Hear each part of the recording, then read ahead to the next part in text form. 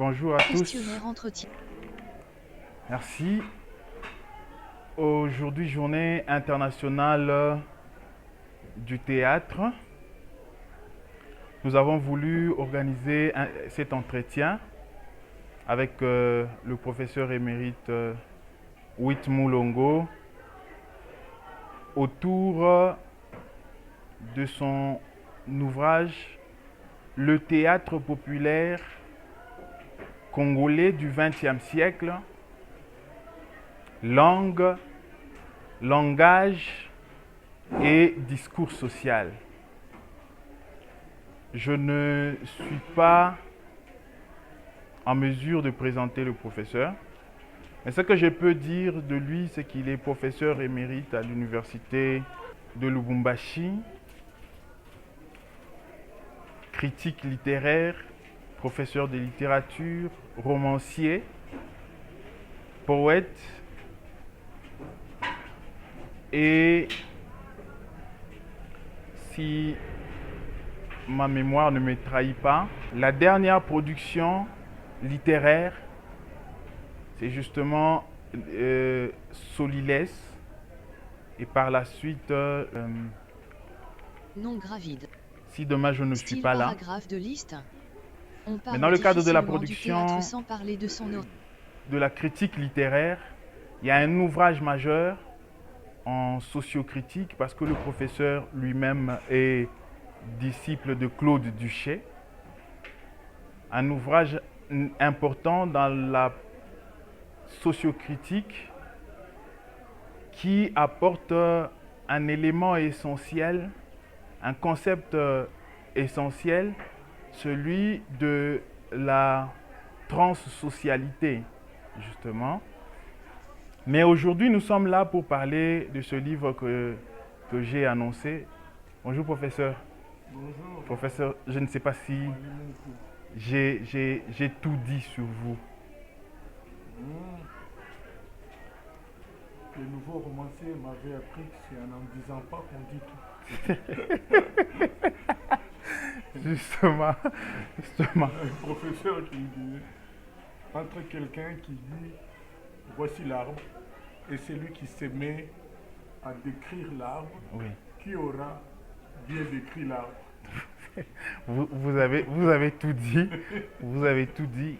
Vous êtes... Peut-être il faut que j'ajoute que je suis Oui. un dramaturge aussi. Ah, oui, oui, oui. Cet aspect, peut-être en me laissant berner dans le texte de critique sur le théâtre, j'ai oublié votre côté de dramaturge, voilà. Dramaturge aussi, oui, parce que vous avez produit de textes de théâtre, voilà. Que vous n'avez pas d'ailleurs repris justement dans votre production. Et c'est justement pour ce côté humble parfois qu'on vous reconnaît et que le prof Yoka reconnaît justement en vous.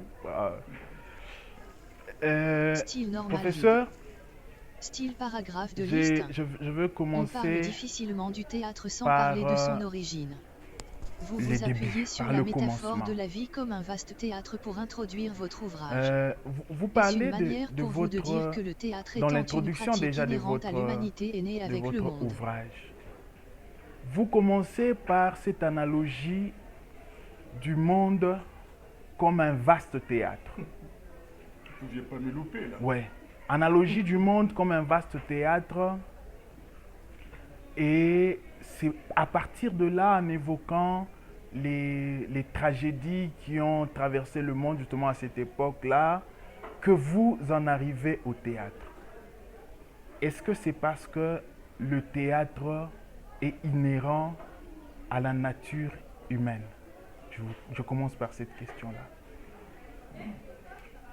Une question à 5000 balles, comme j'aime le dire. Métaphore de la vie comme un vaste théâtre. Comment une question à 5000 Manière balles, pour vous de dire que le théâtre étant celui une qui fait pratique nous offrir inhérente à 5000 l'humanité balles, né avec le monde. j'ai bien répondu, on me les donne. Mais bon, je ne sais pas si je répondrai bien. Je ne sais pas. C'est peut-être ma voie de formation philosophique aussi qui m'amène à ça. Beaucoup de gens ne savent pas que je suis aussi philosophe de formation. Mais quand je suis arrivé ici, je dis toujours que, je dis comme mes frères... Comment appréciez-vous la tendance des critiques dramatiques de manière générale à remonter l'origine du théâtre Dionysie de la Grèce antique? Je n'ai pas trouvé nécessaire de discuter des charges horaires à tous les départements et tout. Mais je suis un deuil de philosophie, beaucoup de gens le savent.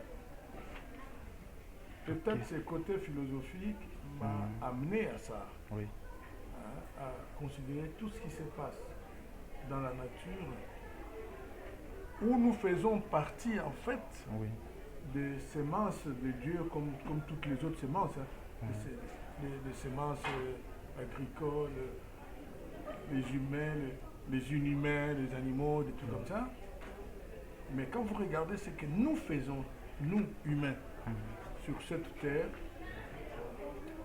ça m'a fait conclure que finalement cette terre c'est un vaste plateau, une vaste piste, Scène de théâtre. une vaste scène de théâtre où chacun vient jouer son rôle. Okay. Bon, il y en a qui jouent bien, il y en a qui jouent mal, exactement comme on nous fait des leçons dans les coulisses, quoi. Hein, et puis, si c'est trop mal, il part d'ailleurs, hein, il part après, bon. Même pleurer fait partie des scènes que nous créons. Okay. Parce que ceux qui meurent, par exemple, en brousse, quand ils étaient allés cultiver, ou je sais pas quoi, ils sont mangés, ou une crise les attrape là-bas en pleine forêt, en plein champ et tout, il n'y a pas de funérailles organisées. Hein. On apprend seulement que ça fait X temps, depuis que tel était allé au champ, telle semaine, il n'est plus revenu, beaucoup disent qu'il est mort. Point. Donc c'est un peu ça, je crois, c'est mon côté à la fois philosophique et littéraire, de créativité qui m'a fait conclure à ça. Bon, je n'ai pas la prétention d'avoir raison. Est-ce que ça veut dire que la forme artistique même du théâtre est née avec le monde? Avec ce que je viens de vous dire, on peut jouer au créateur. 3. Quelle posture avez-vous dans le débat sur l'existence d'un théâtre précolonial africain ou congolais en particulier? Toujours sur ces... 2. Comment appréciez-vous la tendance des critiques dramatiques de manière générale? Tout se résume à ça, en fait. Tout se résume à ça. Alors, professeur, je voudrais justement avoir votre réaction par rapport à tout ce que vous savez sur la critique théâtrale. Beaucoup qui font de la critique et nous qui venons, beaucoup ont tendance à remonter l'origine du théâtre au Dionysie grec.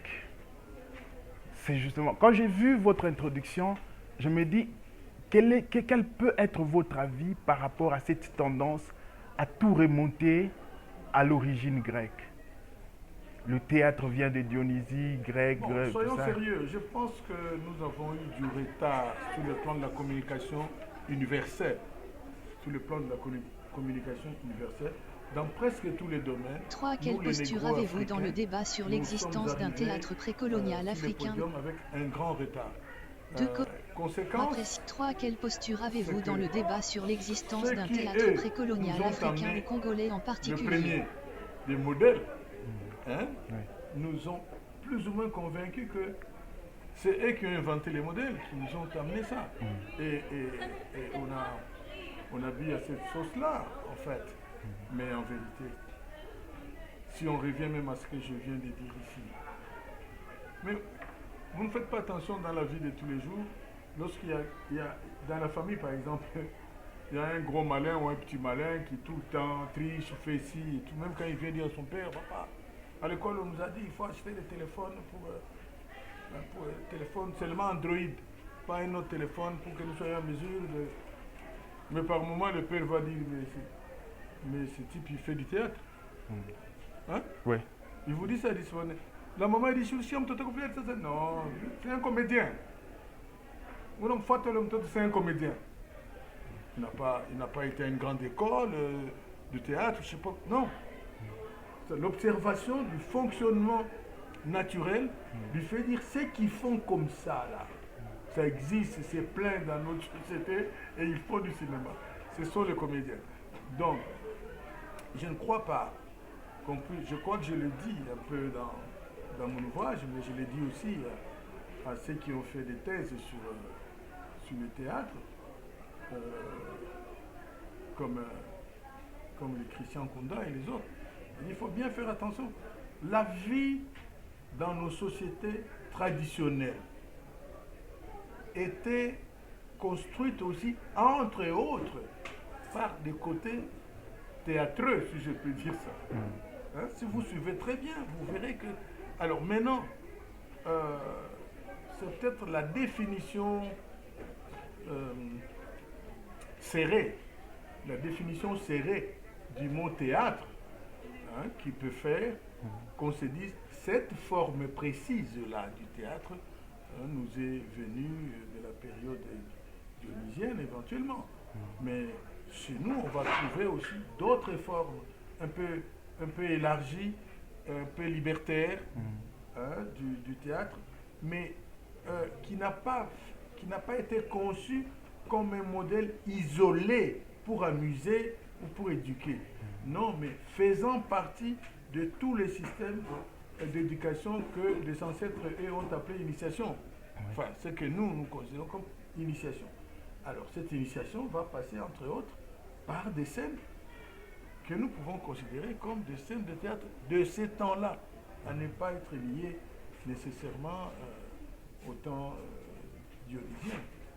Oui, professeur, puisque vous en parlez déjà, vous avez, depuis l'époque belge, avec Jadot et les autres, vu le débat dans le champ, dans le domaine du théâtre, de la critique théâtrale congolaise ou africaine de manière générale, sur l'existence ou non du théâtre précolonial.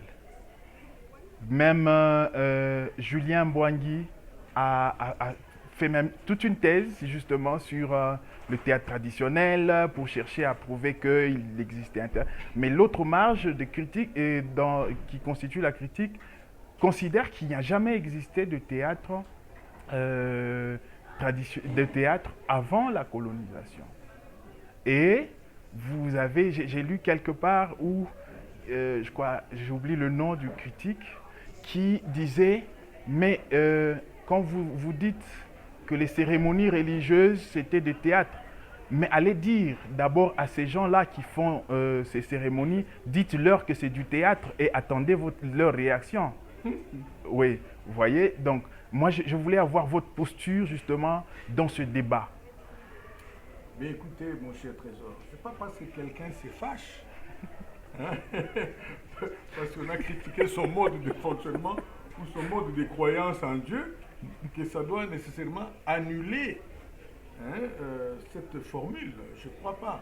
Je viens de vous donner un exemple ici. Quand je dis qu'un père peut dire à sa femme, il ne faut pas les suivre, là c'est un comédien. Mais le modèle pour lequel il a traité de comédien, est-ce qu'il est le même dans tous les foyers? Ce modèle-là qu'il a poussé à dire c'est un comédien, ton fils là c'est un comédien. C'est pas le même. Est-ce que ce modèle est le même dans tous les foyers? Non. Est-ce que sur base de cette fonctionnalité-là dans un foyer donné, on critiquerait aussi un enfant pour dire un enfant théâtre?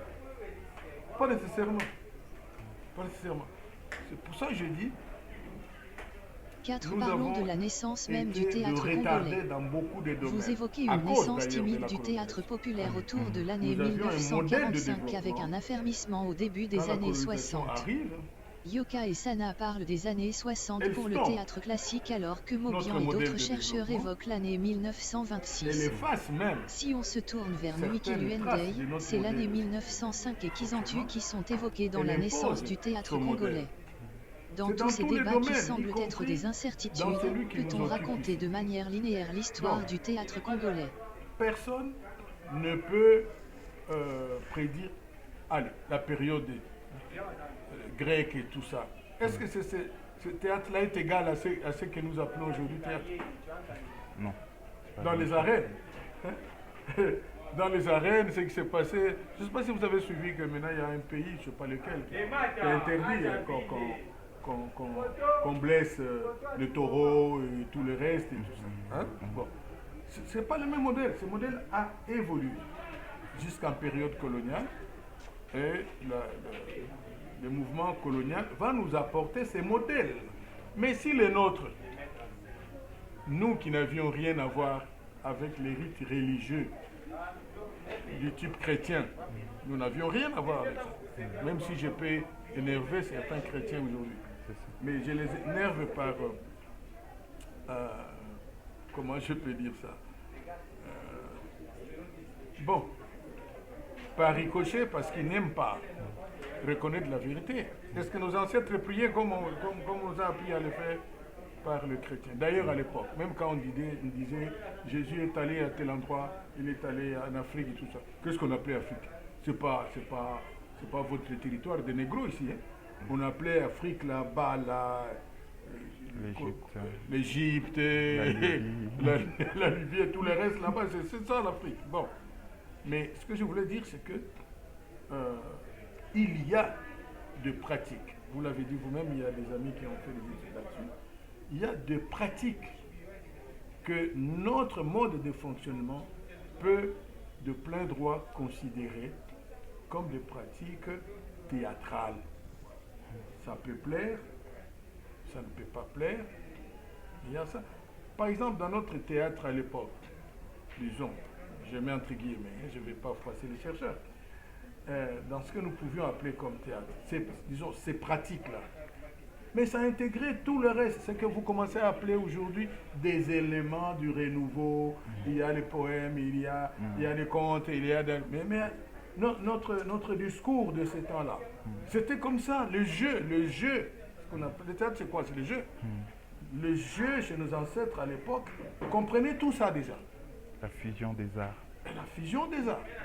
Parce que la nature, elle était comme ça, on ne pouvait pas la diminuer. Quand on montre quelques scènes, on saute ici, on rit là-bas, on chante ici. Tout ça faisait partie du système d'initiation. Oui. Par ces contes, on balance des messages qui sont destinés à des filles qui se comportent mal dans le village ou dans le clan, à des garçons qui se comportent mal, à des garçons qui ont tendance à allonger régulièrement leurs bras pour voler des trucs dans la case de tel ou tel autre. Mais on ne va pas le dire à ce moment-là. Mais c'est le soir, quand on chante, quand on fait tout ça, et on va dire au grand-père qui raconte, pourquoi il a choisi seulement cette chanson-là? Pourquoi il a choisi seulement, comment je peux dire ça, ces contes-là, cette histoire-là? Et ça s'accompagne par des démonstrations de jeu. Quand on chante, là, quand on chante, on arrive par exemple dans des refrains, il y a des jeunes gens qui se mettent à sautiller sur la scène. Hein? Qui commencent à sautiller sur la scène pour traduire ces affirmations dans les chansons. Et ils traduisent ça par le fait, par le geste. Mais le geste, c'est quoi? C'est ça le jeu, Muchezo. Ok.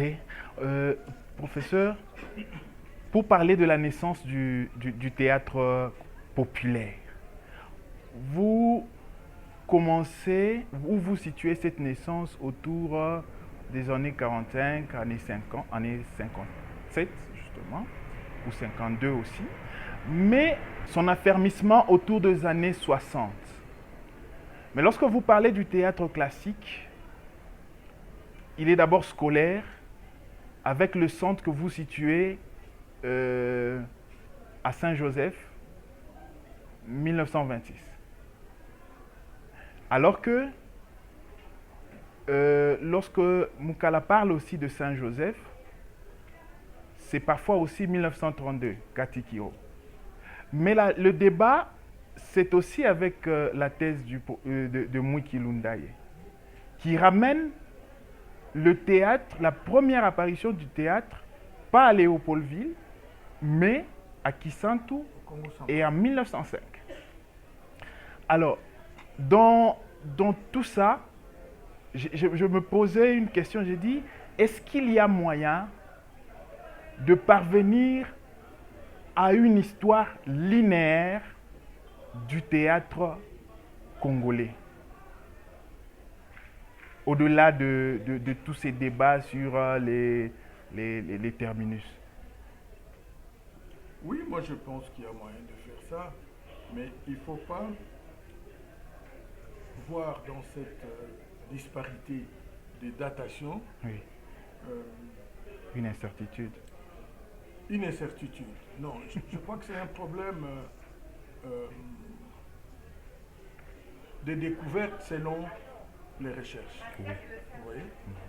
Vous qui arrivez aujourd'hui avec des méthodes d'aujourd'hui, avec des 5. instruments. Votre ouvrage pose le contexte de naissance du théâtre populaire congolais. C'est un contexte à la fois social, clivage entre bourgeoisie et classe populaire, idéologique, authenticité et linguistique, émergence des langues nationales. Le théâtre populaire congolais est-il vraiment le fils d'une révolution à la fois sociale et culturelle? C'est lié aussi, je crois, à la définition progressivement découverte du théâtre. Vous voyez? Nous sortons d'une réflexion ici sur le théâtre dans le temps de nos ancêtres et tout ça. Oui. C'est plus tard. Ceux qui nous ont précédés ont considéré que non, ce sont les Blancs qui ont été les colons qui ont amené le théâtre. Plus tard, la définition du théâtre, c'est dépoussiérant un peu. Hein? Vous voyez? Vous comprenez ce que je veux dire? Oui. Hein? Ça commence à se dépoussiérer un peu. On commence à découvrir que même ça, en fait, ce qu'on ne considérait pas comme théâtre, en fait, c'est du théâtre. Mais entre-temps, on aura peut-être déjà dit que c'est en 2024 qu'on a découvert ceci, mais en dépoussiérant, on découvre que en 97, il y avait déjà ce type de jeu. Donc, cette disparité, il faut la prendre dans ce sens-là et rêver que les chercheurs actuels comme vous réussissiez en fait à reconstituer la ligne. Vous savez, par exemple, au Congo central. Contexte à la fois social, clivage entre authenticité et linguistique, émergence des langues nationales. Le théâtre populaire congolais est-il vraiment le fils d'une révolution à la fois sociale? Il y avait-elle déjà à ce moment-là qui était parti au Portugal et qui avait été formé comme ci, comme ça. On intègre. Oui. On intègre à ce moment-là. Oui. Donc pour le théâtre, c'est la même chose. Pendant longtemps, on n'a pas beaucoup fait attention à ce qui s'était passé à l'époque. À l'époque. Je crois Sylvia Riva a fait allusion justement à ça pour reculer un peu le début de la littérature congolaise jusqu'au XVIe siècle. Je crois 15e siècle. Bon, c'est mais 15e là siècle. aussi, il y a à boire et à manger avec Sylvia Riva. Hein, Oui. Je discute toujours ces affirmations. C'est ça. C'est un peu cette vieille question d'éléphant qui marche sur les œufs et tout ça. Oui, oui. Le débat reste entier. J'ai aimé la précision que mon aîné Kadimanzouz avait apportée. Je crois que c'est une question qui m'occupe depuis que j'enseigne ici, cette confusion autour de la notion de la littérature. Hein? On appelle tout littérature. Tout écrit, littérature. Écrit ethnologique, littérature. Hein? Écrit sur la sexologie, littérature.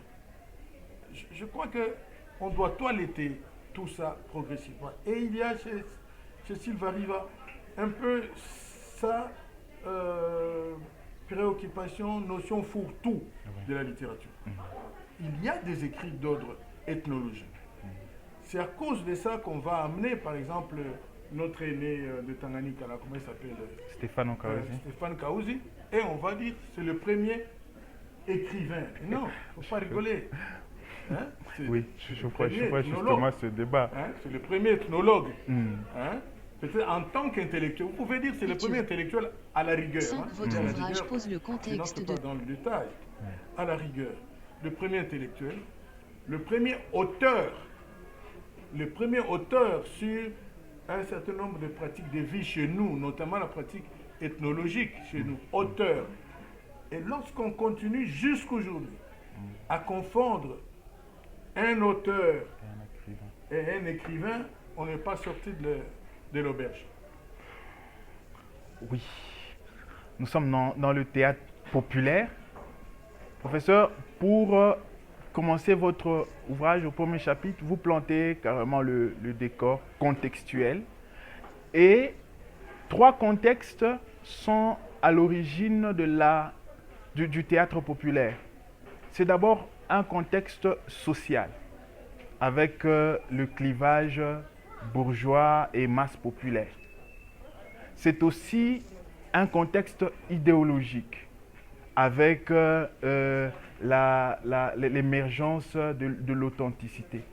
Mais c'est aussi un contexte linguistique parce qu'avec cette notion de l'authenticité, les langues... C'est délit. Non, plutôt je voulais vous provoquer, je dis, les langues nationales font une forme de revanche sur le français. Vous le dites peut-être aussi. Mais je voulais justement Congolais avoir... est-il vraiment le fils d'une si révolution à la le fois... théâtre congolais est vraiment... Le théâtre congolais populaire, je précise, est vraiment le fils d'une révolution à la fois culturelle et Congolais est-il vraiment le fils d'une révolution sociale. à la fois sociale et culturelle? Oui. Bon, en prenant tous les risques de petites nuances, je peux l'affirmer, comme je l'ai dit dans mon ouvrage, qu'est-ce qui va se passer, surtout à la période de l'authenticité, comme vous l'avez dit. Il y aura vraiment une révolte du peuple, ce que les Français modernes appellent les en bas des en bas, hein, Oui. face à les en haut des en haut. Ouais. Lorsque nous grandissons, les théâtres, quand on dit théâtre, c'est dans sa conception classique. Ouais. C'est à l'école où on l'apprend. D'ailleurs, c'est assumé à l'école par les professeurs de français. C'est lui qui vous donne même le devoir d'aller suivre telle production qui aura lieu à tel endroit, à tel autre, et de venir faire les rapports. Vous voyez? Donc, en français. Et nous, 3e, 4e, 5e littéraire, 6e, n'en parlons même pas, c'est surtout en 5e, 6e, où on exige que vous veniez faire le rapport de votre assistance que vous avez fait là-bas. Vous venez faire en français, parce que le théâtre d'abord se joue en français. Vous notez en français parce que vous êtes suivi par les professeurs de français. Mais à la cité, Si vous posez une question au premier chapitre, que moi aussi j'ai envie de vous poser. Qu'est-ce qui est populaire et qu'est-ce qui ne l'est pas? Le populaire pour vous, rime-t-il avec le traditionnel? Je pose cette question en me référant à votre couverture qui nous propose un décor traditionnel, ou encore c'est simplement ce qui appartient au peuple, en référence à l'épigramme. Rime-t-il avec le traditionnel qui nous propose un décor traditionnel au peuple en référence à au peuple en référence à l'épigraphe que vous nous proposez, tiré de la préface d'Antoine Vité à Hernani, je cite, « Le peuple est maintenant sur le théâtre, il faut... » de l'anglophonie et tout le reste. Mais ailleurs là, surtout à Kin, tu n'arrives pas à Massina parce que tu es en 5e littéraire, je ne sais où. Les gens veulent jouer, tu viens là, tu leur dis, venez les amis, je vais vous expliquer. Ils vont te regarder, ils disent, ta garçon. La réaction c'est ça, ta garçon. Oh. Est-ce que vous avez beaucoup mindélé? Donc, le peuple était déjà suffisamment replié sur lui-même, sa culture et tout le reste, mais ne pouvait pas l'exprimer dans des salles comme ailleurs. C'est pour ça que j'en arrive. Si vous posez une question au premier chapitre, que moi aussi j'ai envie de vous poser. Qu'est-ce qui est populaire par le en haut des en haut, qui nous propose au peuple en référence d'Antoine Vité à Hernani, je cite, « Le peuple est maintenant... » Le dessus et le bas. Donc, c'est progressivement une révolte, effectivement, une révolte sociale, sociologique même, du petit peuple, qui a envie de jouer aussi, mais qui ne peut pas le faire, en français, 2, selon les règles qu'on apprend qu'à l'école. Les règles du théâtre, là, on ne les apprend qu'à l'école. plus tard ça sera à l'INA, ainsi de suite. Mais eux, ils ont envie de faire du théâtre comme leurs ancêtres l'ont fait, en s'amusant simplement, sans normes. On parlera à l'époque des sketchs, on va dire que le sketch c'est théâtre sans règles, hein, des improvisations. Bon, vous appelez ça comme vous voulez, mais eux, ils avaient envie de jouer. Et ils se sont mis aussi à inventer leur langue, leur langage. Oui, professeur. Il y a une question que vous posez déjà dès le début du premier chapitre, que moi aussi, aujourd'hui, j'ai envie de vous poser. Vous dites, qu'est-ce qui est théâtre? D'ailleurs, c'est une question que vous prenez, je crois, du peuple, je ne sais pas. Mais vous dites, qu'est-ce qui est populaire et qu'est-ce qui ne l'est pas? Je pose cette question pour savoir si, est-ce que le populaire chez vous, ça a des relations avec la tradition? Parce que votre livre, sur la page de couverture, il y a carrément un décor traditionnel avec calebasse, un monsieur qui a un sceptre et tout. C'est vraiment un décor traditionnel qui est posé sur votre couverture. Et par là, je voulais savoir si le populaire chez vous, ça a un rapport avec le traditionnel, ou encore, le populaire a un rapport avec le peuple. Je pose cette question aussi en rapport avec votre épigraphe. Votre épigraphe, vous prenez ça d'Antoine Vitté, dans sa préface à Hernani. Si je peux citer Hernani, cette citation, le peuple est maintenant sur le théâtre, il faut compter avec lui. Il est imprévisible et furieux. On le croit méchant alors qu'il est blessé dès sa naissance, sa bâtardise et sa noblesse. Professeur. Je suis heureux déjà que vous me rappeliez cette citation, cet extrait-là d'Hernani. Théâtre populaire. Oui. Est-ce que c'est quoi le théâtre populaire? Qu'est-ce qui est populaire? Enfin, qu'est-ce qui ne l'est pas? Pour vous répondre, je crois que vers la fin, je ne sais plus à quel niveau, je me demande si on n'était pas en train d'aller vers une définition du genre populaire. Vous montrer que la définition du terme théâtre populaire a évolué de la connotation négative, populaire à l'inverse de ce qui est noble, pour revêtir une connotation positive, acceptée par la majorité. Si on s'appuie sur cette dernière définition, le théâtre que vous désignez de classique peut-il être considéré comme populaire au moment où il attire plus de monde? Je fais allusion à la diffusion des captations qui ont animé les premières heures de la télé au Congo, notamment avec l'émission Ce soir que vous évoquez dans l'ouvrage. Était synonyme de opposé à lettré. Oui. Hein? À lettré, à raffiné, à stylé, à tout ce que vous voulez. Mais progressivement, d'abord, on va constater ce que vous venez de dire, que la tradition, même dans les théâtres classiques, dans la mise en scène, oui. Il y a des metteurs en scène qui recouraient à des pratiques traditionnelles. Hein. Ça n'est pas le vrai problème. Mais par contre, dans le sens de Monsieur Tout-le-Monde, populaire ici était synonyme de théâtre de Monsieur Tout-le-Monde, par opposition à théâtre des trésors comme Picavou, Intello, farci de règles sur le théâtre, etc., etc. Donc ça va fonctionner comme ça.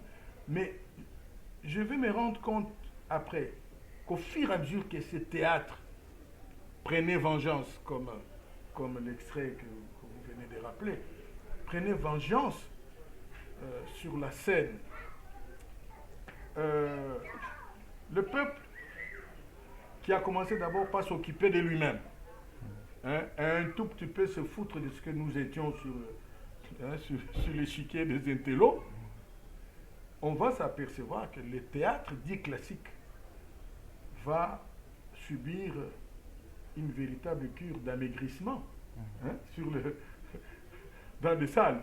Oui, vous parlez des salles qui se désertent, justement. Ben voilà, une véritable cure d'amaigrissement. Mais par contre, lorsque les zuntes, les calendes se produisent, lorsque les mangobos arrivent, se produisent, je dirais même plus tard, lorsque l'état des Salongo s'impose, il n'y avait plus photo. Il n'y avait plus photo. Alors c'est pour ça que je me dis, et c'est en même temps pour répondre avec un peu plus d'exactitude à votre question, c'est qu'on va aller du populaire comme appartenant à Monsieur Tout-le-Monde, au peuple, à populaire finalement comme le plus grand nombre, le théâtre du plus grand nombre, par rapport à un théâtre sélectif de ceux qui ont été au campus, comme on dit. Alors, oui. Professeur, je veux vraiment revenir sur cette question de prolongement ou changement du regard sur le théâtre. Déjà, dans la préface du professeur Yoka, il en parle. Déjà, dès les premiers paragraphes de son intervention ou de sa préface. Mais vous faites presque une forme de trajectoire du regard. Ça veut dire qu'on part d'un regard négatif sur le théâtre, comme vous venez de le dire d'ailleurs, vers où théâtre populaire signifiait théâtre de la basse classe, justement, et théâtre classique comme théâtre de la bourgeoisie. Et puis, on en arrive à une définition du théâtre comme accepté par tous. Vous écrivez. Oui.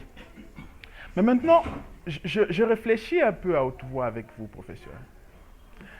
Théâtre accepté à tout le monde pour dire théâtre populaire. Je dis, est-ce que le théâtre classique en français, dans ce contexte, en s'appuyant sur cette définition de théâtre accepté par tout le monde, est-ce que le théâtre classique ne peut pas être aussi désigné comme théâtre populaire?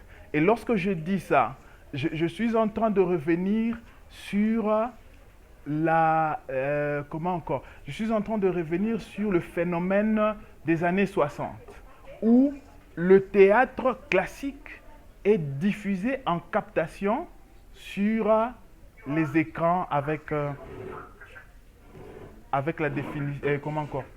la montée ou l'arrivée de la télévision. On diffuse des captations et là, est-ce que ce théâtre-là n'est pas aussi accepté par tous? Non, corrigeons. Est-ce que ce théâtre-là n'était pas aussi accepté par tous? Oui. C'est ça la différence. Alors, dans ce cas-là, est-ce qu'il n'est pas populaire aussi? Non. Est-ce qu'il n'était pas populaire? Oui. On ne peut pas comparer les deux moments-là et garder la même... Oui. Ah, je vois l'idée, je vois. Parce que à ce moment-là, effectivement, n'était considéré comme théâtre que ça. Ah, okay. Et lorsque les médias arrivent, l'audio et puis l'audiovisuel arrive, effectivement, même ce théâtre-là d'élite, parce que c'est comme ça que nous l'appelons, le théâtre d'élite, d'ailleurs, qui créait la popularité de ce théâtre-là? C'est l'élite, c'était pas Monsieur Tout-le-Monde. Oui. C'est des élites, moi je me souviens, je n'en fais pas, je m'en cache pas. Il m'est arrivé de vivre dans une famille bourgeoise.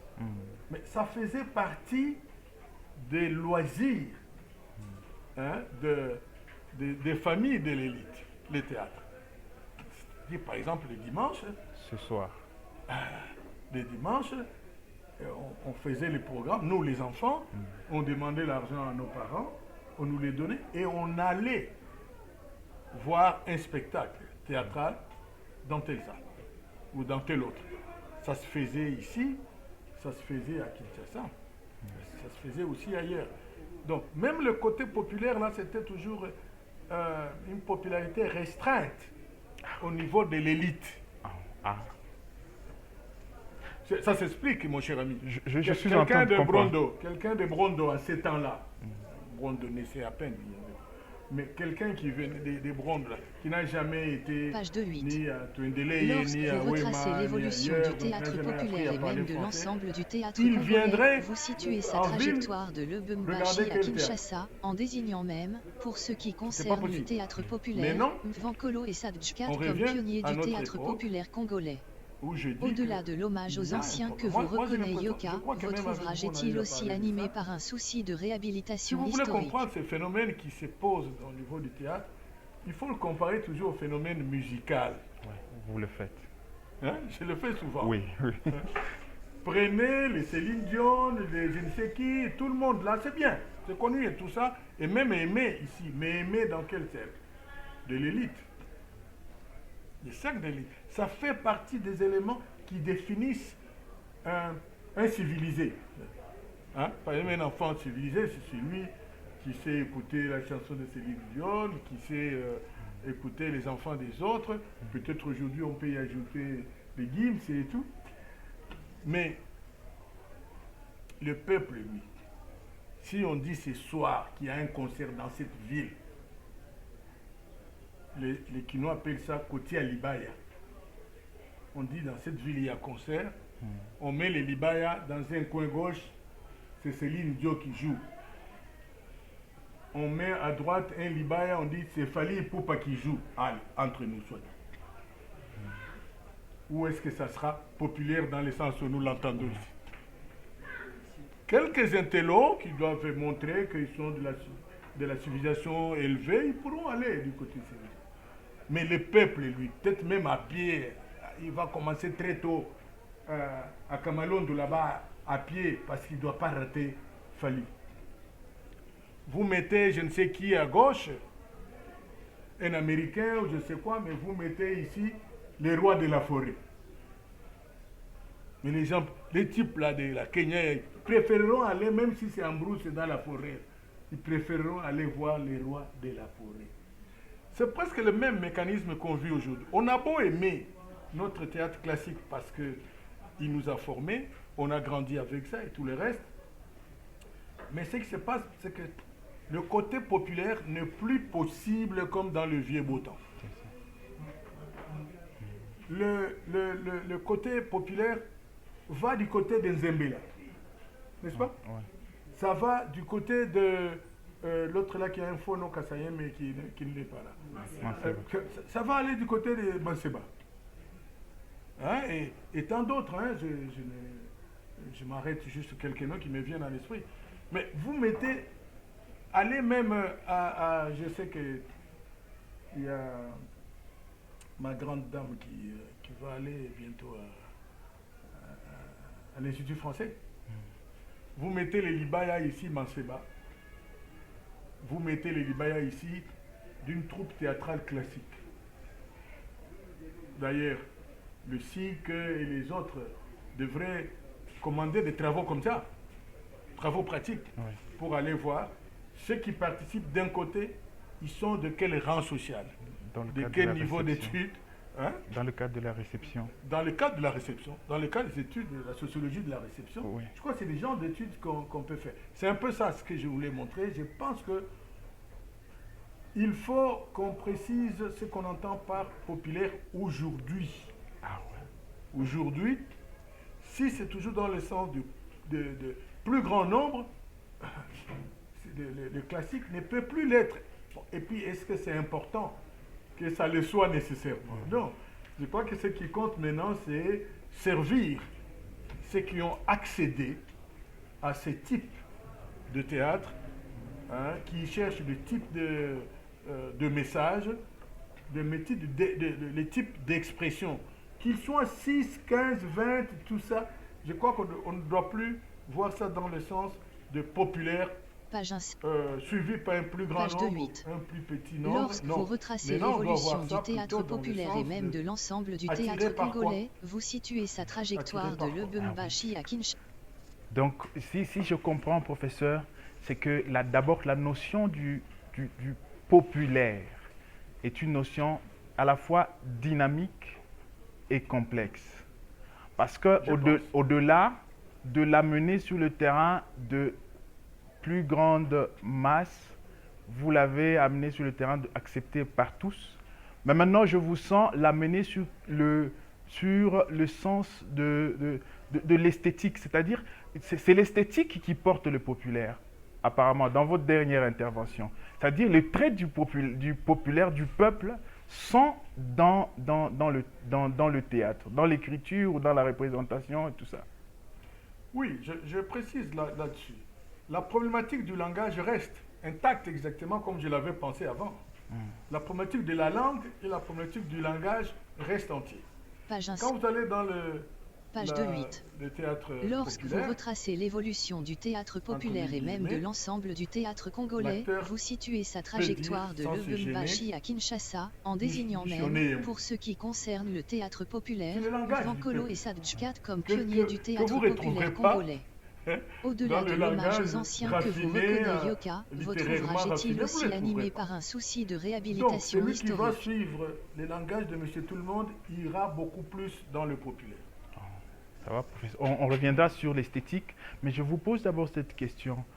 J'ai vu que vous avez retracé presque la trajectoire du théâtre congolais de manière générale, qu'on parle du classique et du théâtre populaire, en les situant de Lubumbashi à Kinshasa. Au lieu que ça soit de Kinshasa ou de Kisantu à Kinshasa puis à Lubumbashi. Je me suis posé la question, est-ce que ce livre avait toujours un souci d'hommage, comme vous le reconnaît le professeur Yoka dans sa préface, ou il y a aussi un souci de réhabilitation historique? Les deux, je pense. Les deux, par exemple. Quand vous parlez du Bas-Congo, ce n'est pas encore le théâtre populaire. Oui. Parce que le Congo central a été plutôt éduqué par le portugais et tout le reste. C'est le théâtre d'école, le théâtre de chez les prêtres et tout le reste qu'on fait. Mais ici, quand je parle de théâtre populaire, même, hein, je me souviens qu'un jour, il y a Christian qui exposait, je crois, sur sa thèse, ou c'était pendant la thèse, là-bas, le professeur Dubé lui dira, oui, mais si vous suivez le problème ou encore, est-ce que vous n'êtes pas influencé par votre maître? Mais je crois qu'on n'a pas compris le problème. On compare toujours avec Monguita. Oui. Mais Monguita, c'est le théâtre en français. Les théâtres d'école, c'est-à-dire que c'est le théâtre de copie. À ce moment-là, on est encore dans le théâtre des copies de textes européens qui faisaient partie des enseignements français et tout le reste. Mais les théâtres, pour faire marrer Monsieur Tout-le-Monde, là, ne commence que tard. Même lui-même, mon guitare, n'y vient que très tard lorsque il va faire comment il appelait ça encore l'Ifoko. Le cercle, l'Ifoko, quoi. Oui.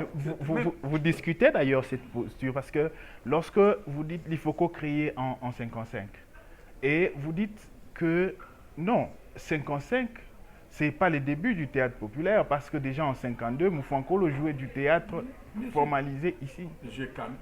Camine, il fait des tournées partout, hein, et... En 58, il sort. Il sort. Et personne jusqu'aujourd'hui ne peut contredire ça, que c'est Moufankolo qui sort le premier, représenter les provinces, disons faire le tour des provinces. Bon, le mot tour est peut-être trop gros, mais qui fait Léopoldville, qui fait les Coquelateville, comme on disait à l'époque, etc.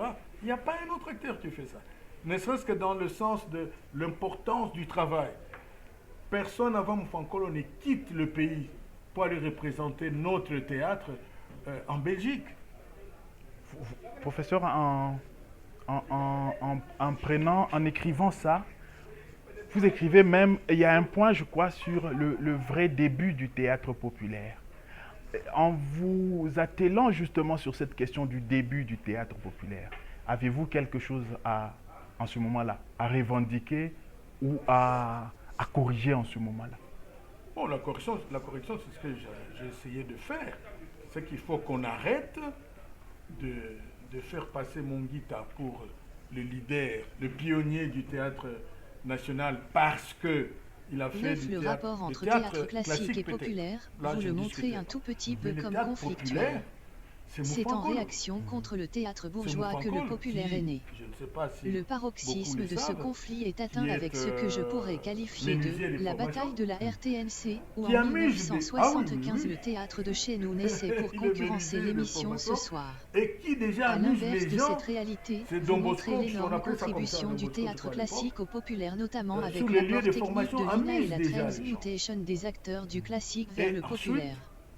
Comment expliquez-vous cette double attitude? Les villes de la Gécamine, le Compagnie, comme on disait à l'époque, personne ne les fait acquis. 9. Le rapport entre théâtre classique et populaire, vous le montrez un tout petit peu comme conflictuel. D'ailleurs, c'est quand tu rentres de Belgique, que de temps en temps, d'abord lui-même, Monguita, va mettre en place ce qu'on a appelé le cercle, je ne sais pas quoi, populaire. Hein? Il organisait ça dans différentes communes, spectacles, voilà. Je crois que je les cite là-bas. C'est à ce moment-là qu'il, lui-même, Monguita, pour faire peuple aussi, va commencer à organiser ce qu'on appelait des spectacles populaires. Donc, à Yolo, même moi j'ai connu, même quand nous étions encore, nous déjà à Batoto, et lui il était déjà à Moukouba, pendant ces derniers moments, j'ai assisté à des spectacles populaires dans la commune de Yolo. Or, ces spectacles populaires, Moufanko les a déjà fait ici avant qu'il commence à faire les tournées. Pendant certaines séances de cours que j'avais avec vos prédécesseurs, vos devanciers, parce que j'avais l'habitude de faire venir Moufankolo ici, vers le dernier moment, pour qu'il échange avec les étudiants. Et j'ai demandé aux étudiants de lui demander comment il faisait pour vivre. Parce qu'aujourd'hui, tu fais du théâtre, si tu es marié, tu as ne serait-ce que 10% de chances que ta femme se barre. On en parlera justement. Parce que, matin et tout ça. Mais vous faisiez quoi? Et il expliquait. C'était organisé. Parce que, par moments, les gens ignorent comment les Katanga étaient organisés. Ils ne dépendaient pas de Léopoldville. Ils dépendaient directement de Bruxelles. Ouais. Et donc, le pouvoir d'ici était organisé un peu autrement. Toutes les grandes troupes étaient recensées au pouvoir, au gouvernorat. Les grandes troupes étaient recensées et il y avait un budget pour eux qui était déjà inscrit dans le budget global. Comme nous avons le gouvernement provincial là, il y a un budget de production culturelle. Et une structure que vous avez citée, je crois, le théâtre populaire. Le théâtre populaire, le spectacle populaire. Oui. Vous voyez, à ce moment-là, mais si vous voyez les photos de Moufankolo dans les années 60 et ailleurs, attention, vous apprenez à peine à vous habiller. C'était un type classe et tout. Hein. Et la plupart de ces gens-là, quand vous voyez leurs épouses, c'était des robes là avec, comment vous appelez ça, volant ou je ne sais pas quoi. C'était des femmes admirables. Je ne dis pas que maintenant on ne vous admire pas, hein, les mamans. Je ne dis pas ça. Mais au moins vous viviez comment pour ne faire que du théâtre et manger à la maison et faire des enfants et les amener à l'école et tout ça. Ils vous expliquaient ça. C'est là où j'ai appris tout ce que je vous dis là. Ouais. Donc, à la fin, ils avaient par exemple, il y avait une programmation de, par exemple, 3 ou 4 spectacles par an. C'était enregistré comme ça au pouvoir public. Hein? On sait qu'en janvier, il y a tel spectacle à tel endroit. Dans tel but, hein? La thématique, dans tel but. Et puis en mars, ou je ne sais pas quoi. À la fin de chaque mois, on allait leur donner de l'argent. Vous voyez? Professeur, le théâtre, l'émergence du théâtre populaire, vous les situez dans un contexte carrément de conflit avec le théâtre, classique. Donc, c'est en réaction contre le théâtre par exemple, bourgeois que le populaire il est né en réaction contre le théâtre bourgeois. Le paroxysme de... Et puis, je vais donner un élément que je considère vraiment comme le paroxysme de ce conflit. C'est ce que j'appelle la bataille de la RTNC. Théâtre de chez nous, théâtre ce soir. Mais de l'autre côté aussi, vous donnez des éléments qui montrent que le théâtre classique a énormément aussi contribué à l'émergence du théâtre populaire, par exemple avec l'apport technique de l'INA. Et puis avec les transmutations, beaucoup d'artistes, d'acteurs du théâtre classique sont allés vers le théâtre populaire. Comment vous justifiez cette double attitude? Je peux dire que c'est l'attitude elle-même qui se justifie. Ok. En vérité, il n'y a pas eu... quel terme vous avez utilisé? Guerre ou conflit. Il n'y a pas eu conflit. Je dirais... J'imiterais un peu l'attitude à Kofi Olomide. Quand on dit on est en guerre, il dit quelle guerre? Oui, je vois. Non, mais il dit non. La guerre, c'est tu tires, je tire. Je copie ces modèles pour dire qu'il n'y avait pas un affrontement dans ce sens-là. Ouais. Le théâtre classique vivait sa vie. Mais le théâtre populaire, qui se sentait étouffé, a senti aussi le besoin de s'émanciper. C'est ça. A identifié les écueils qui empêchaient son émancipation. La langue, c'est le langage, c'est le mode d'expression. Il s'est mis à trouver des solutions à son problème. Il n'a pas fait procès au théâtre classique, parce que pendant ce temps, le théâtre classique continue à fonctionner. Sauf que dans sa réorganisation-là, le théâtre populaire a acquis un fort succès, de sorte que il est réclamé. Moi, je vous dis ici, posez des questions à vos grands-parents et à vos papas. Lorsque c'était un lundi et tout ça, c'est quoi, c'était 19h à la radio qu'on entendait. Non.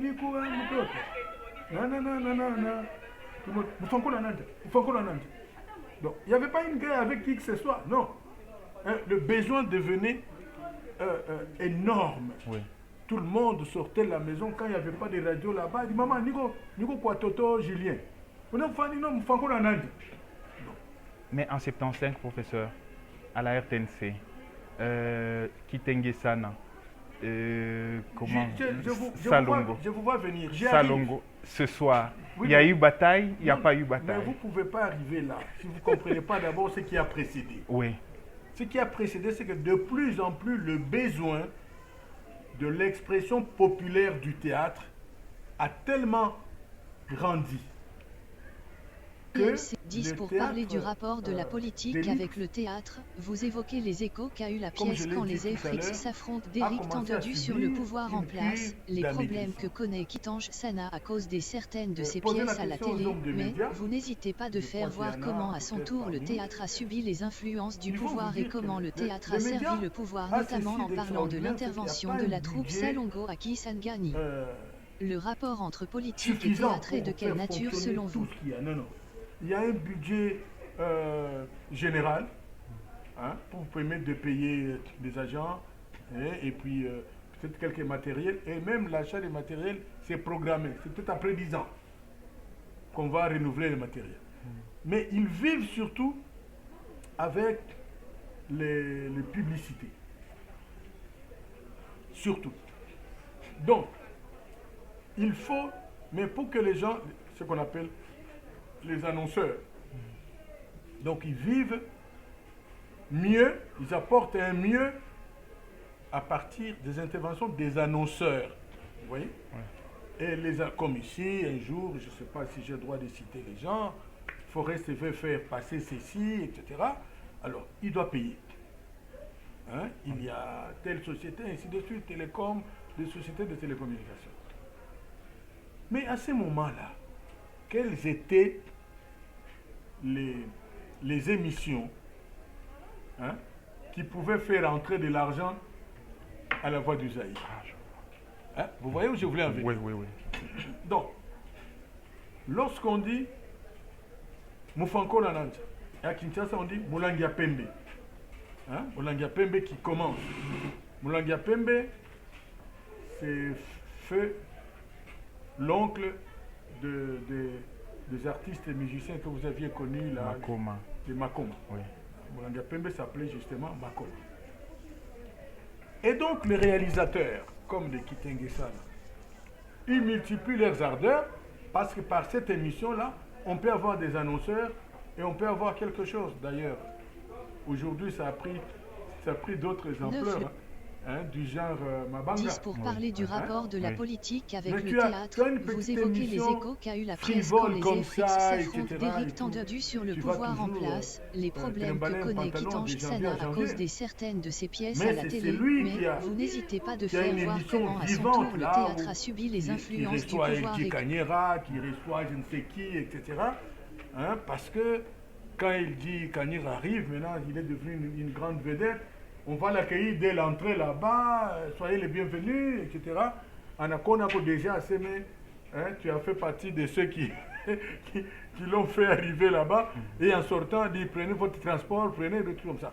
Bon, et à ce moment-là, cette émission-là, qui n'était pas encore Salongo, qui n'avait pas un nom officiel. On disait simplement, comment on disait encore, Mulangia Pembe. Comme on disait Simufankolo, on disait Mulangia Pembe. Non, bon, j'ai oublié l'acteur là, qui était très fort. Maboké. Maboké. Voilà, on appelait ça le Maboké. À cause de Maboké, qui était plus populaire que tous les autres acteurs là. Et on disait Maboké Bandi, Maboké Bandi, Maboké Bandi. Les papas qui n'avaient pas encore eu de télévision bleu-blanc à Kinshasa, il était malheureux parce que tous les enfants étaient tristes. Ils devaient aller chez les voisins. Alors, mais il faut noter que c'est quand vient ces mouvements de l'authenticité. Même en théâtre classique, où la révolution aussi est saisie, dans les théâtres classiques, où les gens qui viennent, même si ce sont les enfants des élites ou eux-mêmes sont des élites, ils n'ont plus tellement envie de venir assister à une pièce de théâtre qui vient du XVIIIe siècle français, qui vient... Non, ils commencent à avoir envie à assister à des pièces de théâtre qui leur parlent de leur réalité. Donc, on va se plier maintenant sur... on va se plier sur l'Afrique. Vous voyez? Oui. On va se plier sur l'Afrique et on commence à voir des pièces de théâtre des auteurs africains. Oui. Comme la marmite de Kokambala et tout le reste de Guy Menga et tous les autres. Et c'est comme ça que le théâtre classique, le théâtre national, parce qu'à ce moment-là, Mobutu a déjà fait créer le théâtre national, va sentir le besoin pour de pièces qui étaient de pièces classiques, qui étaient jugées pour leur valeur sémantique, tout ça, mais ils vont se sentir dans le besoin de la traduction. Non, on appelle ça l'adaptation au théâtre. Ils vont se sentir dans l'obligation d'adapter cette pièce-là en langue nationale. Vous voyez? Oui. Même ce vent-là des révolutions a atteint même le théâtre classique. On ne pouvait plus jouer en français et être sûr d'avoir beaucoup de gens. Le théâtre national va préférer maintenant adapter les pièces comme le bourgeois gentilhomme. Ils vont, là c'est fait moucheter, plutôt, comment il s'appelle, qui est mort, le prof, j'ai oublié. Il va adapter la pièce. en lingala et ça va s'appeler Mundelendombe. Si vous posez la question à vos aînés, à vous tous, simple aîné ou papa, ils vont vous dire ah, Mundelendombe.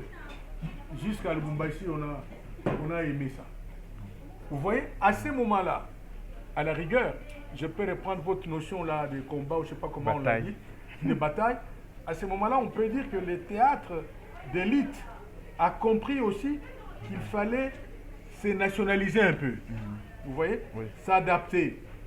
En jouant en langue nationale, on a commencé aussi à picoter dans l'assiette du théâtre populaire. Okay. C'est-à-dire le peuple aussi a commencé à s'y retrouver parce qu'on lui jouait le bourgeois gentilhomme dans une langue qu'il entendait. Et dans un jeu, hein, vous êtes un spécialiste, je vois une spécialiste de la danse et de mouvement ici, Maman Goudi. On va voir que même le jeu hein, est un peu nationalisé, si on peut dire. Quand vous voyez Mundelendombe jouer au tennis, c'est le nouveau bourgeois. Jouer le fameux bourgeois gentilhomme, jouer au tennis pour faire patron. Parce qu'il avait beaucoup d'argent, il était devenu tout ça. Il fallait qu'il monte parce que les patrons, à ce temps-là, devaient avoir de belles voitures, devaient avoir de belles femmes, ils devaient apprendre à jouer au tennis, hein, comme le golf aujourd'hui. Hein. Donc, il fallait le voir lui aussi quand il joue au tennis et que la balle lui a été mal jetée, il gagne comme un peuple, hein, si je peux dire ça. Il ne gueule plus comme un patron de l'Europe.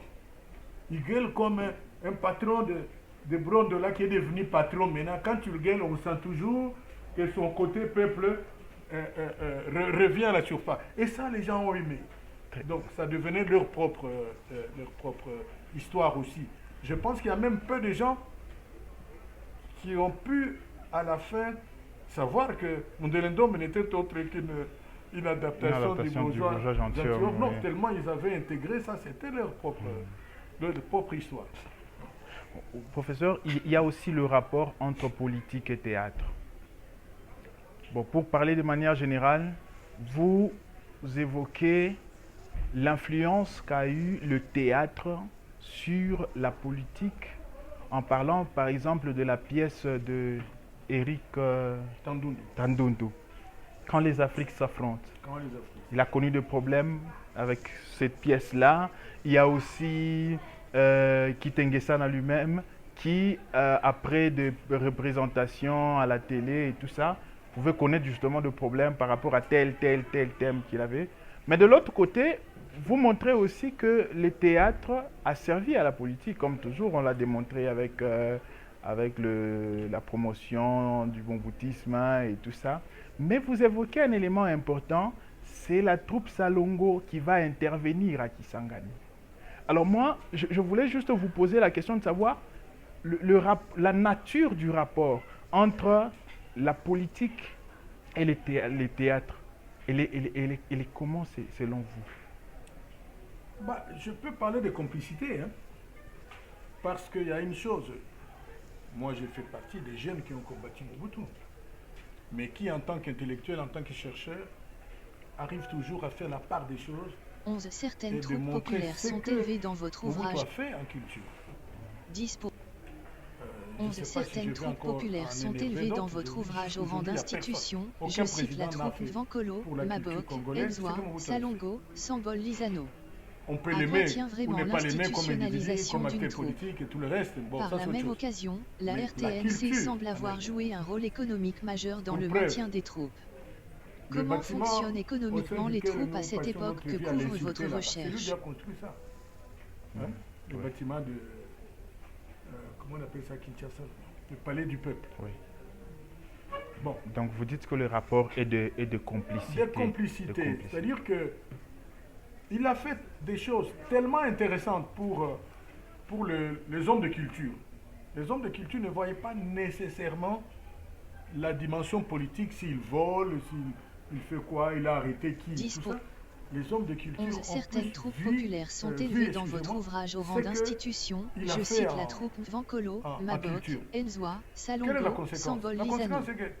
À quoi tient vraiment l'institution?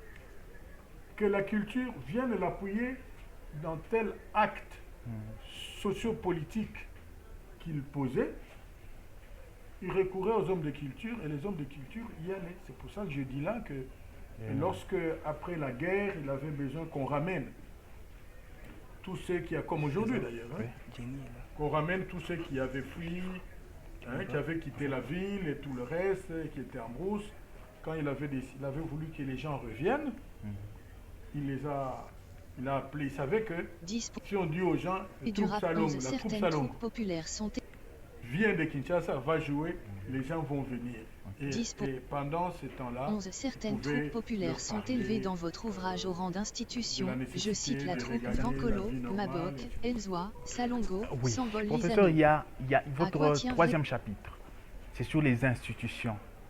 Et quand je vois les institutions, la filiation, les écoles, je ne parle pas des filiations. Je voulais vite parler d'institutions. Vous citez des troupes, la troupe Mfankolo, Sambol Lisano de Maître Toro. Sambol Lisano. Oui. Et Salongo et les autres. Je me dis, mais à quoi tient la notion d'institution selon vous? Qu'est-ce qu'il faut entendre par l'institutionnalisation d'une troupe? Je veux vous poser l'autre question, c'est sur le plan économique. Je vois que la RTNC a joué un rôle très important sur le plan économique dans le maintien des troupes. Alors, je pose aussi la deuxième question de savoir, mais comment fonctionne en ce moment-là, à cette époque-là que vous faisiez des recherches, ou cette époque qui a concerné votre recherche, comment fonctionne l'économie des troupes? Deux types de fonctionnement. Les troupes qui étaient supervisées par l'État, c'est le cas du groupe Salongo. En fait, le groupe Salongo, c'est quoi? Le groupe Salongo, c'est lorsque... 12. Vous hissez le travail du peuple sur la langue en un élément majeur qui constitue l'un des traits de l'identité du théâtre populaire. Quels sont les autres traits du théâtre populaire congolais? Les acteurs là étaient des agents de la RTNC. Comment il s'appelle notre ami? C'est vous qui m'avez rappelé ça. Non. Maboke Ngaliema. Molangia Pembe, Makoma, c'était des agents de la RTNC. Oui. Mais on devait couvrir une plage qui ne passait plus à la population. C'est la plage au théâtre ce soir. Oui. Vous voyez, la RTNC avait une plage où passait une émission qu'on appelait Au théâtre ce soir. Et c'était une plage pendant laquelle on diffusait la troupe, j'ai oublié comment ça s'appelait encore, c'est loin dans ma tête, avec une dame très célèbre. C'était une troupe très célèbre en Europe, et là, une troupe diffusée. Oui. Alors, ça passait. Alors, lorsque l'authenticité s'impose, que les gens commencent à chercher Biakwabo, Yambo Canabiso, les critiques. Chitengesana, c'est quelqu'un qui avait de l'oreille. C'est un professionnel qui avait de l'oreille. Et il a entendu plusieurs fois que les gens se plaignaient. Mais maintenant, chez nous, il n'y a pas de théâtre. 11. Vous voyez? 12. Vous hissez le travail du peuple sur la langue en un élément majeur qui constitue l'un des traits de l'identité du théâtre populaire. Premièrement, il demande aux hommes du théâtre. Quels sont les autres traits du théâtre populaire? Ceux qui avaient eu des enregistrements, de donner leur film d'une pièce ou une autre. C'est comme ça d'ailleurs que Kiluba Mwika est devenu aussi populaire à Kinshasa ce temps-là. Parce que lorsqu'on joue ici les Wayamba, c'était quelqu'un de très fort, Kiluba, dans le marketing. Lui-même, il filmait les troupes qui jouaient. Et comme il était député de l'autre côté, il donne. Ça a commencé à passer. Les gens ont commencé à admirer le théâtre, tout classique fut-il, oui. Mais fait par eux, par les Congolais, et qui passait là-bas. Sauf que c'était au début de l'émancipation du théâtre populaire. Non, le théâtre local, oui. D'une manière générale, classique, mais local, il n'y avait pas encore beaucoup de pièces. Donc, quand il a fait passer les premières pièces qu'on lui donnait, le Nono Bakwa ici que vous voyez à Kinshasa, après, il n'avait plus rien. Donc il avait, comment dire, il y avait déficit de pièces. Il a commencé lui-même à demander aux gens. La recherche que vous aviez faite en son temps, c'est but. Alors, le besoin pour couvrir ces vides-là, il a décidé que des acteurs là, qui jouaient dans d'autres troupes, forment une troupe de la voix du Zaïre. Vous voyez? Oui. Alors, ça sera d'abord le théâtre de chez nous. Vous voyez là, je ne sais pas si vous entendez la provocation dans la thématique. C'est justement la bataille que j'évoquais. Donc, le théâtre des autres, nous l'avions bu jusqu'à la satiété. Maintenant, nous offrons le théâtre de chez nous. Le théâtre de chez nous. Le théâtre de chez nous, ça sera ce que de responsables de troupes donner, mais ça sera aussi ce qui va commencer à se faire sur place. De théâtre de chez nous, c'est la période où Mobutu popularise la notion de salongo qui existe jusqu'à aujourd'hui, partout. Hein, on vous dit, ce matin on va faire ça. À Lubumbashi, je ne sais pas si c'est le jeudi, c'est aujourd'hui jeudi, il y a les salons. Modèle qu'il a copié de la Chine. De la Chine, oui. Où il a pris un modèle, il appelait ça l'esprit de Yukong. L'esprit de Yukong, c'était un esprit qui commandait les citoyens d'avoir un jour où eux-mêmes s'occupaient de leur ville, nettoyer, etc.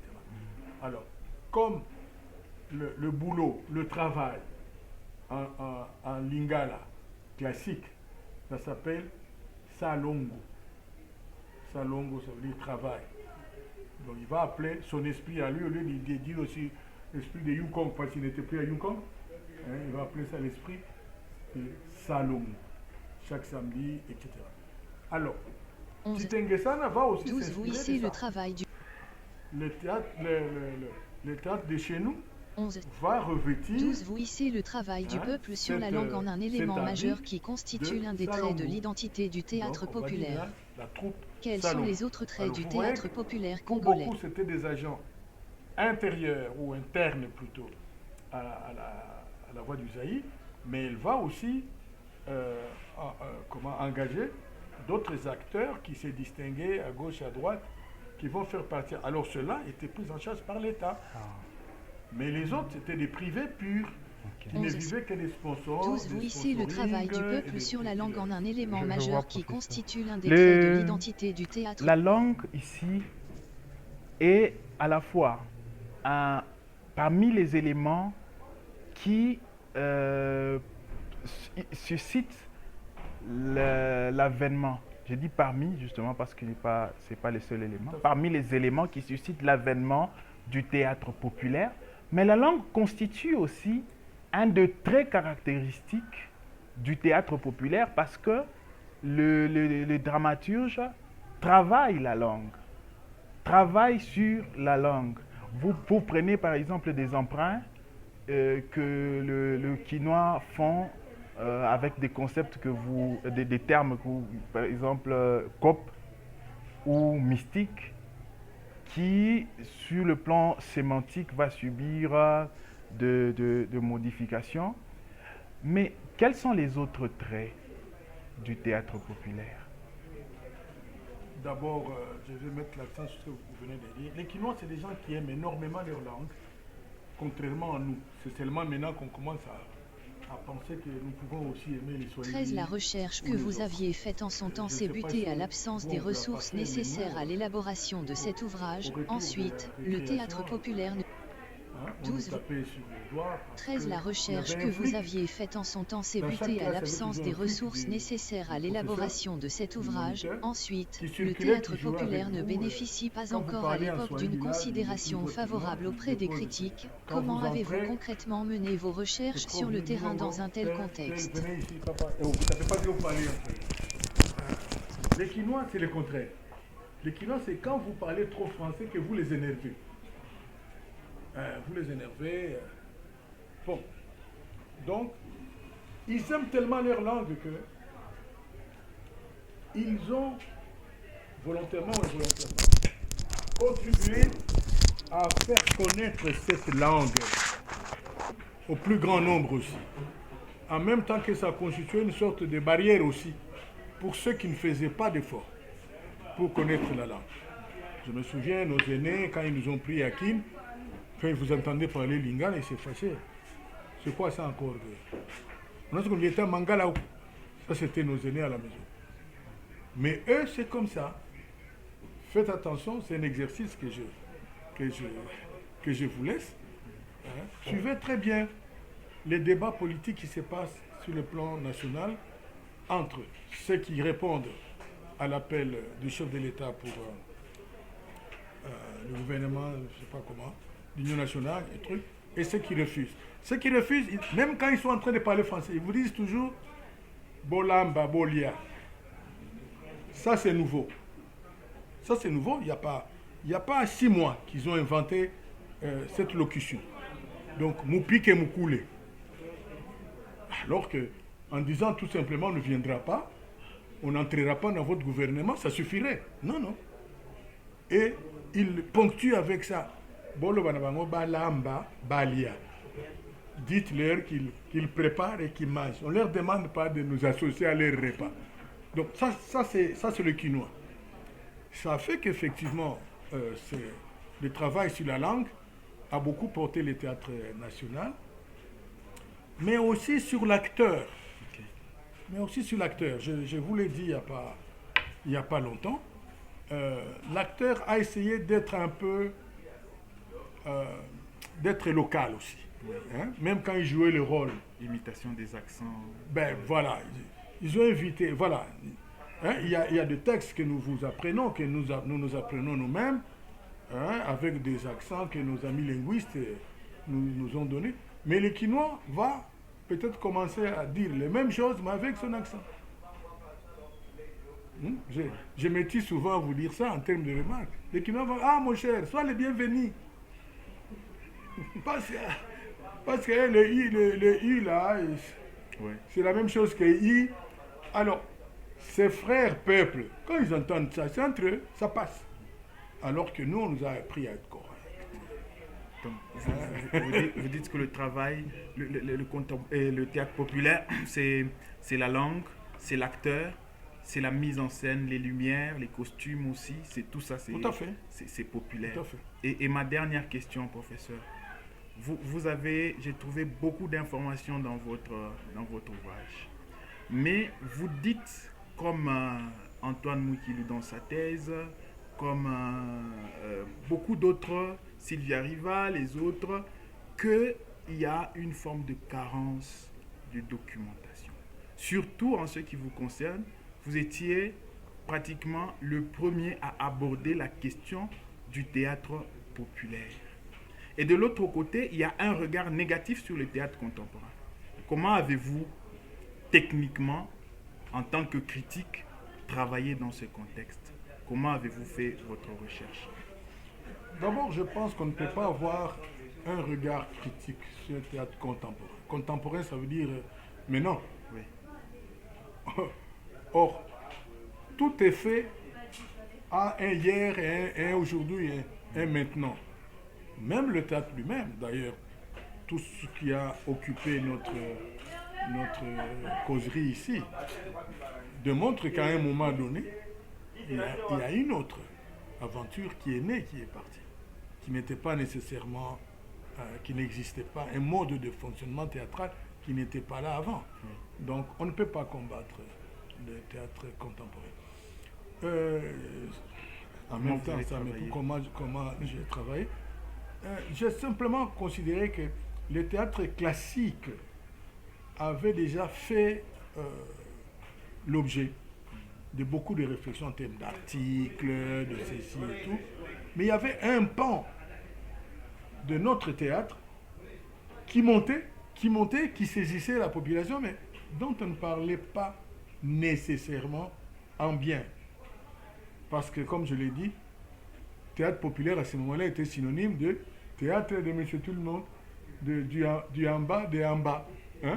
C'était pas un truc. Alors je me suis dit non, il y a un pan. Il y a ce théâtre-là que nous avions fait. Je crois que je vous l'ai déjà dit plusieurs fois. Moi-même, je suis un acteur de théâtre. Hein, je fais du théâtre classique, tout ça. Je suis un produit de fait Mutombo Bouti. Okay. Mais, curieusement, j'ai constaté qu'il y avait un autre pan du théâtre qui montait, qui s'imposait, mais dont nous ne parlions pas. Mes aînés, les Ngandou Kachama, les Kadima et tant d'autres, quand on voulait parler théâtre, il n'y a que le théâtre classique dont on parle. Donc, il n'y a pas eu une critique. Enfin, le souci, ce n'était pas de s'en prendre au théâtre classique, contemporain, mais de dire à l'attention de l'intellectuel, attention, il y a aussi un autre pan de notre théâtre que vous n'avez pas considéré, qui est pourtant là et qui est en train de monter. Mais comment vous avez fait pour accéder à la documentation, aux données Comment vous avez fait pour avoir tout ça? Ça, c'est la question de taille. Comment on a fait pour faire tout ça? Je viens de vous dire tout de suite que j'étais un acteur de théâtre. Oui. Okay. J'étais un acteur de théâtre. Vous saviez qui contacter. Donc, c'était pratiquement dans les entrailles du théâtre en général que j'ai évolué. Et donc, je suivais ça. J'avais la facilité de consulter tel, de consulter tel. Je crois que vous lisez dans le texte que j'ai consulté Chitengesana, mon aîné Chitengesana, pour qui nous devons garder une pensée pieuse, qui était un homme très simple. Il était déjà un grand personnage de la Voix du Zaïre, mais quand je lui demande de me recevoir, il m'a reçu chez lui, s'il vous plaît. C'est pas une histoire des gens, on va dans les bistrots, non, chez lui. Il était à Mongafula. Je peux vous dire que j'avais bien mangé. Bon. Et bon, professeur, oui. Et puis, je m'excuse, j'avais cette facilité-là. Même les amis, il y a des gens avec qui j'ai joué au théâtre, donc je pouvais aller les suivre. J'avais des rapports avec ceux qui étaient à l'INA. Avec votre autorisation, juste une minute, vous m'avez posé une question. Je n'ai pas bien répondu là-dessus, sur l'apport du théâtre classique dans le théâtre aussi populaire. Avant, le théâtre de Monsieur Tout-le-Monde, n'étant pas considéré, donc n'a pas fait l'objet d'une grande attention. À un moment donné, avec l'INA, avec l'Institut national des arts, comme il y a des enfants de Monsieur Tout-le-Monde qui sont allés à l'INA pour étudier le théâtre, mais il ne restait pas moins les enfants de Monsieur Tout-le-Monde. Hein? Bon, ils ont acquis un nouvel art, des nouveaux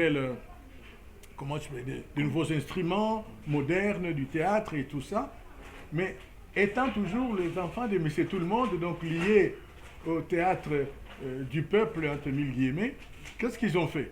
Ils ont voulu jouer, ils ont étudié le théâtre, ils ont voulu jouer, mais ils ont préféré aller renforcer les théâtres populaires par leurs acquis, ce qu'ils ont acquis à l'université, à l'enseignement supérieur, l'INA. C'est le cas de celui que certains d'entre vous connaissent. Au-delà de Chitengue, c'est plutôt... comment il s'appelle? Yala Kayala, qui est le président d'ailleurs maintenant des hommes du théâtre. Massoumou Debrende. Vous n'avez jamais entendu parler de Massoumou Debrende? Si vous n'avez pas entendu, il faut le faire. C'est un géant, c'est la première génération. Il y a Chitengue qui est allé diriger, mais la première génération de l'INA, ceux qui ont eu leur diplôme et qui sont allés enrichir les théâtres nationaux. Ils se sont incorporés dans le théâtre national, apporter ce que le théâtre national ne connaissait pas sur le plan du jeu, hein? Oui. Sur le plan de la scène, sur le plan du jeu. Et ça fait grimper effectivement le théâtre national dans son jeu, dans la composition, etc. professeur, je sais que ce n'est pas facile d'abord d'aborder le théâtre congolais, surtout populaire, et d'aborder le contenu de votre livre. Qu'est-ce que nous n'avons pas dit et que vous aimeriez dire? Oh là là. Oh là là. Encore une question à 5000 balles. Ben, je ne sais pas. Je crois qu'on a dit l'essentiel, c'est quand les problèmes se posent et qu'on peut y penser. Peut-être ce que je veux dire, que c'est malheureux qu'il n'y ait pas beaucoup d'études de haut niveau sur le théâtre. C'est dommage, c'est pour ça que, du reste, je vous félicite. Je vous remercie, je vous félicite parce que vous êtes là-dedans depuis un certain temps. Vous en avez fait votre tasse de thé. Il faut peut-être que nous, les enseignants, on pousse aussi nos enfants dans cette direction-là. Au lieu de venir nous dire toujours narration, sujet, objet, tout ça, c'est bien. Mais il y a un mode d'expression de notre vie qui est codé dans le théâtre, qui nécessite qu'on l'approfondisse. Tout ce qu'on vient de voir là, ça nécessite qu'il y ait des études. Ce sont ces études-là qui peuvent nous permettre de savoir on fait quoi pour faire avancer ces modes d'expression théâtrale. Mais quand je suis avec mes enfants ici, vos petits, j'en vois certains ici, quand on va vers le théâtre et tout ça, je ne vois qu'une seule personne dans ma tête, c'est Ngossa. Et je la cherche à travers les prairies ici, à travers les prés. Puis je leur dis non, je vais la chercher parce qu'ils doivent apporter ceci, ils doivent apporter cela. Ça prouve qu'on n'a pas beaucoup fait dans le sens de recherche. Moi, je dis simplement qu'il faut qu'on trouve le moyen de pousser aussi des études dans ce sens-là. Merci beaucoup, professeur. Je veux remercier aussi ceux qui nous ont aidés à organiser. C'est le doyen qui a accepté, c'est la bibliothèque par Papa Ambroise qui nous a reçus, c'est Daniel Kalombo qui a été là, c'est Jenny, voilà. Merci à tout le monde et à l'assistance aussi. Nous vous disons sincèrement merci d'avoir...